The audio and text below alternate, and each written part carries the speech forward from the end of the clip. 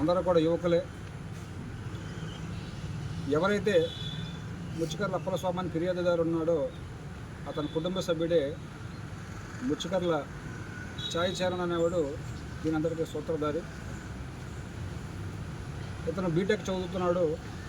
వ్యసనాలకు పాల్పడి అప్పుల పాలై అది తీరే దారి లేక వాటిని తీర్చుకోవాలనే దురుద్దేశంతో తన సొంత ఇంట్లోనే ఈ యొక్క దొంగతనానికి పాల్పడ్డాడు. దానికి అతని చిన్ననాటి స్నేహితులైన ప్రతిపడి గ్రామస్తుడు అలుగుల అజయ్ వెంకటేష్, అతని స్నేహితులైన కాకినాడ వాస్తవ్యులు బలసాడి ధనుష్, పంతాడి సత్యసాయి అనే వాళ్ళక సహాయం తీసుకోవడం జరిగింది.